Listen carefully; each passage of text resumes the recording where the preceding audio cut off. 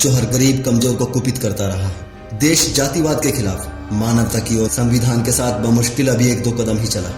ये बिला उठे हैं। इनके विधान की संविधान ने नसबंदी कर दी है। ये तकलीफ में है। ये वही राज चाहते हैं।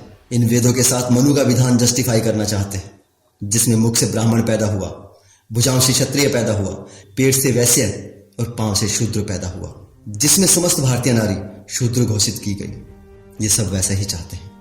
लेकिन इन अकल के अंधों ने कभी सोचा नहीं था कि मुख से थोड़ा ऊपर मस्तिष्क भी होता है, बुद्धि भी होती है, जिससे बुद्ध पैदा होते हैं, ज्योतिबा फुले पैदा होते हैं, पेरियार पैदा होते हैं, अंबेडकर पैदा होते हैं और जोशीले भगत सिंह पैदा होते हैं, जो इनके ईश्वर और उनके भेजे ग्रंथों की बखियां उधेड़ कर रख देते हैं। उसी बुद्धि से तरकशील जन्म लेते हैं, जो उस ईश्वर और उसके योजना आयोग के सदस्यों की हालत खराब करके रख देते हैं। भारत अब तरकशील भारत बन रहा है, जिसमें इनकी हैसियत भी वही होगी जो एक आम भारतीय की होगी।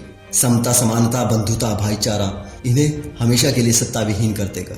यही वो मूल कारण है जो इन्हें सोने नहीं देता, बेचैन कर रहा है। इसलिए ही ये वो हर पैंतरा अपनाते हैं, जिससे लोग इनके ग्रंथों से चिपके रहे, इन मुफ्तखोरों के लिए पैसा और प्रतिष्ठा जुटाते रहे। इनके पीछे लगा युवा वर्ग, मैं उसके लिए थोड़ी संवेदना रखता, क्योंकि ये वो भारतीय हैं जो वेदों पुराणों के अलावा भारत की भी चिंता करता है। किसी भी आर्य समाजी धर्मावलंबी को नीचा दिखाना मेरा मकसद नहीं।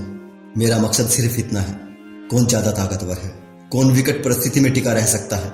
सर्वाइवल ऑफ फिटेस्ट प्रकृति का नियम है जो सभी पर लागू होता है, चाहे वो कोई जीव हो या इंसान या इंसानों का समूह, देश।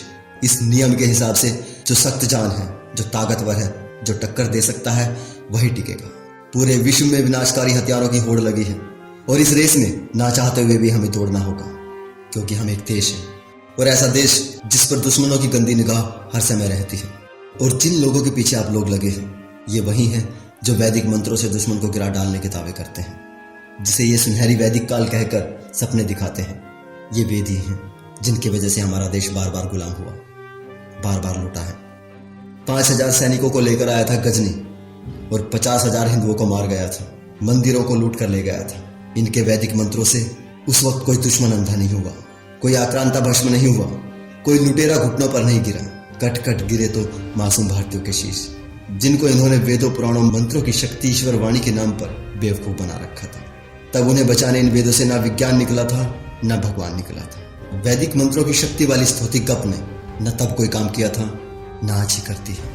इन शास्त्रों से अब तक कोई शस्त्र बाहर नहीं निकला जो सीमा पार के घुसपैठियों को मार सके, बल्कि जो शस्त्र निकला वो अपने ही गरीब और नासमझ लोगों की मानसिकता को कुंद करता रहा है। हजारों वर्षों तक वर्ण व्यवस्था के नाम पर, जातियों के नाम पर भारतीय को भारतीय से जुदा करता रहा है और आज भी कर रहा है। इन वेदों में साफ साफ लिखा है, अगर हवन के लिए रुपया पैसा कम पड़े तो शूद्र को लूट लो, उसे संपत्ति रखने का कोई अधिकार नहीं। अगर स्वर्णों के समक्ष कोई शूद्र सैया पर बैठे तो राजा को आदेश है उसे कठोर दंड दे, उसके नितंब काट दिए जाए। अगर कोई शूद्र वेद पाठ करे या सुने, उसके कानों में पिघला हुआ लाख डाल दिया जाए। ये है विधान इनका, जिसे ये ईश्वर रचित कहते हैं। सोचिए, अगर ये ईश्वर रचित है तो वो ईश्वर कितना नीच है। क्या ऐसे ग्रंथों को धरती पर भेजने वाला वो ईश्वर पूजा का पात्र हो सकता है? ये सवाल अपने आप से पूछिए। ये वेद पुराण ग्रंथ किसी ईश्वर ने नहीं लिखे, ये वैदिक वैज्ञानिक खुद जानते हैं। इन वेदों में कोई भगवान नहीं, कोई विज्ञान नहीं। अगर वेदों में कोई विज्ञान होता तो ये कब का निकाल चुके होते। ये बहुत पुराना षड्यंत्र है, जिसे सदियों पहले भगवान का नाम लेकर फैलाया गया था, अब विज्ञान का नाम लेकर फैलाने की कोशिश की जा रही है। हमारा देश भुखमरी, गरीबी और बेरोजगारी से जूझ रहा है। इन्हीं अंधास्थाओं की वजह से इस देश का भूखा युवा उन्मादी बना दिया है इन्होंने। जिसे भारत का मुस्तकबिल होना चाहिए था, उसे ये खोखले गर्व के घोड़े पर बैठाकर धर्म का झंडा थमाकर किस काल में ले जाना चाहते हैं, पूछिए इनसे। विदेशी अपने आविष्कार कर रहे हैं, नई नई तकनीक ईजाद कर रहे हैं, हमें महंगे दामों पर बेच रहे हैं। हम सिर्फ बाजार बने हुए हैं, सिर्फ इन्हीं मूर्ताओं की वजह से। ये धर्म के धंधेबाज, इनके पास कई तरह की अफीम है।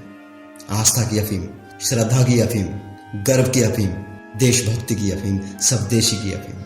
ये तरह तरह की अफीम चटाकर आप लोगों को अपने पीछे लगाए रखना चाहते हैं। मेरा आपसे निवेदन है, सभी पूर्वाग्रहों को त्याग कर एक बार अपनी बुद्धि का इस्तेमाल करें। सोचिए, आज तक इन धर्म के धंधेबाजों ने इस देश को क्या दिया है? शोषण, गुलामी, भुखमरी, आक्रांताओं के हमले के सिवा। ये वहीं ले जाना चाहते हैं। ये बस किसी भी तरह अपनी सत्ता चाहते हैं। समय है दोस्तों, संभल जाइए। मानवता और वैज्ञानिक चिंतन के साथ देश को आगे बढ़ाइए। ये सभी धर्म कभी इंसान की जरूरत थे, परिवर्तन के लिए थे। आज ये दकियानुसी है। वो परिवर्तन हजारों साल पहले हो चुके हैं। आज फिर एक नए परिवर्तन की जरूरत है। आज ये सभी धर्म विकास में सबसे बड़ी बाधा है। इनके षड्यंत्रों को समझिए दोस्तों। आज के लिए इतना ही दोस्तों। अगर वीडियो अच्छा लगा है तो इसे ज़्यादा से ज़्यादा लोगों तक पहुंचा दीजिए और हमारे इस चैनल को सब्सक्राइब कर लीजिए। आखंड और अंधविश्वास मिटाने में हमारी मदद कीजिए। जल्दी ही मिलते हैं अगले वीडियो में। धन्यवाद।